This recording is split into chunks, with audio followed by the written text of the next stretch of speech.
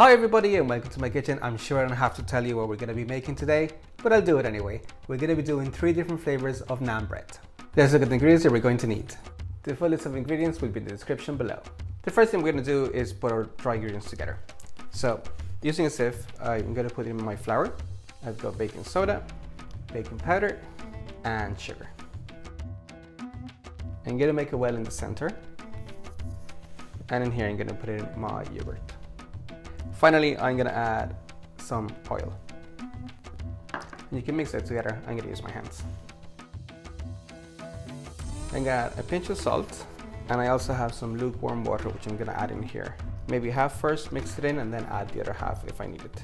For naan, I prefer to start with a bit of a drier dough and add more liquid if I feel like I need it.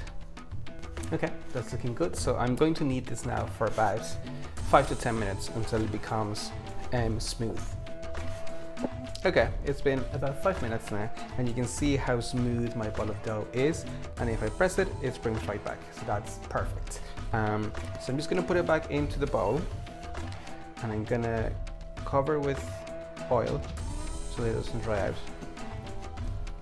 Perfect, and I'm going to cover it and put it in a warm place to rest for 1 to 2 hours. Okay, my dough is finished resting now. Let's have a look. It's actually puffed up quite a bit, which I'm surprised because there's no yeast in there. So all we have to do now is knead it for a little bit. I'm just going to put some flour on my surface, very little.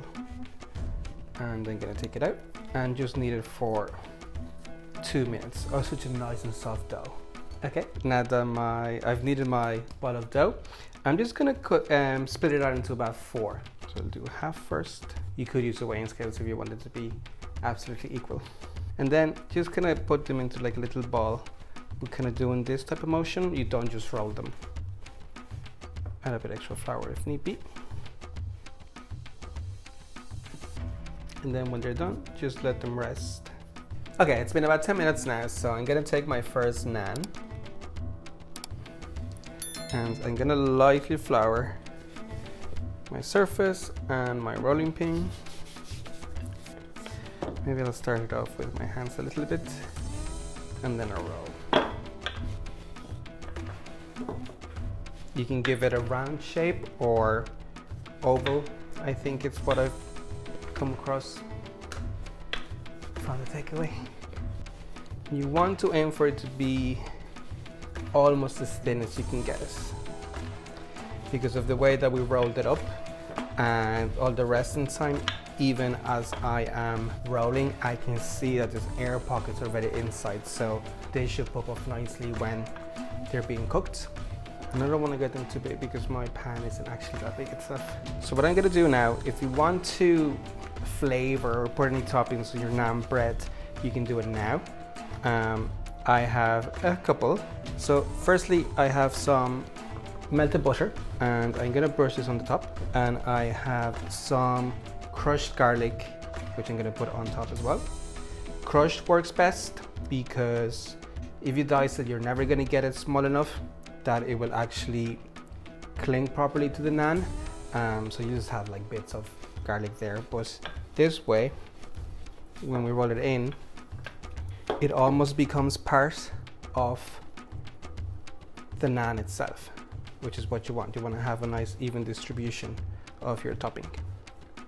Now we're ready to put it into the pan. I'm just going to put my heat up to medium, and you want your cast iron pan to be pretty hot. And what we're going to do next is actually rub some water on the side that's going onto the pan. This way it will stick and it will get nice and brown on this side. So I'm going to go in. Just leave it there and cook it until it starts puffing up and it gets nice and brown on the first side. Okay, I can smell a bit of a burning smell now, which means that it's ready, but I'm gonna try something. Oh, I'm not. It smells like it's a bit burnt now, which tells me that it's cooked on this side, but normally this is cooked in the tandoor oven. So what you can actually do if you have an electric hob, this should be stuck to the pan. So you can actually flip it over and it will stay, and then you can use the heat of your hob to cook the top side. The top side isn't supposed to be as cooked as the bottom side, I just want kind of the bubbles to get a little bit brown. But I have an induction hob here. That's not gonna work, so the only option is to flip it. It stuck a bit on the sides because it doesn't get as hot, so it didn't kind of want to stick on me. But it's still looking pretty good. This is absolutely the color that I want on this first side. And I'm only gonna leave it on the other side now for about 2 minutes, and then we're done. I think it's ready now. And that's perfect. These char marks are what I wanted on top of my bubbles, so that's ready to go. I'm just gonna pop it over here, and I'm just gonna brush a little bit of butter on top now. And that's your first naan done. Okay, that one went pretty well. I'm very happy with the results. I'm gonna do one more for you now, but this one we're gonna flavor a little bit differently. Again, flour your surface. You start with your hands like I did the last time. I think that worked very well.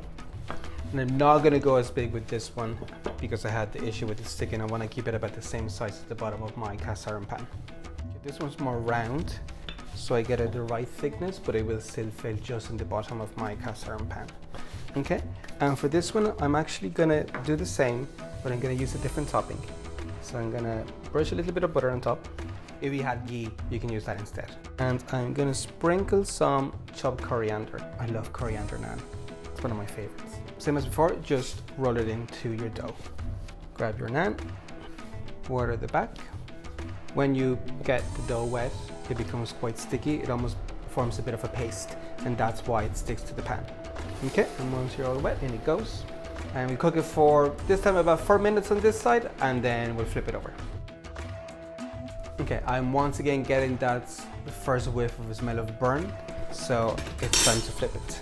I did misplace it a little bit, so it might stick again, but let's see. Oh, it comes out perfect from the bottom. It's just the sides that I struggle with. They just don't cook or toast as quickly as the bottom, so flip it over. And again, that's the color that I want. Just about 3 minutes on this side, and we're ready. In the meantime, I'll get my other one ready. I think we should be able to manage. It's going to be my final topping. And I'm going to be doing a delicious cheese naan. And once again, do I really have to say what type of cheese I'm going to be using? If you already know, let me know in the comments. For this one, I'm not actually going to add any butter. I'm just going to go straight in with my cheese. I'll give you a hint on my cheese. It's from the place where I live. Okay, this is ready now. And this one is also ready, so put this straight in here. And again, just quickly give it a brush of melted butter. I'm gonna try my very best to place it in the right place this time, but I can't make any promises. Oh, almost. Okay, once again, I smell the burnt smell. I can see a little bit of smoke, so it's ready to flip.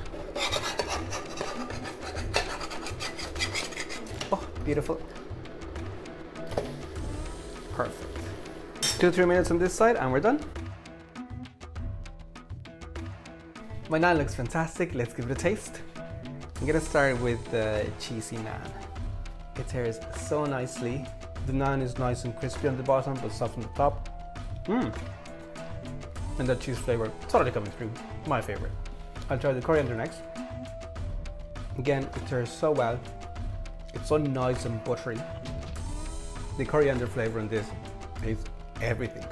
It is so tasty. It's so fresh. And I want to say it's a great bake on the naan, even though it hasn't been baked, but it tastes so good. It's delicious. You want to try the garlicky one? It's unreal. Garlic flavor, totally coming through. Of course, you put some garlic on the top. The butter on top also, it just gives it such a nice flavor.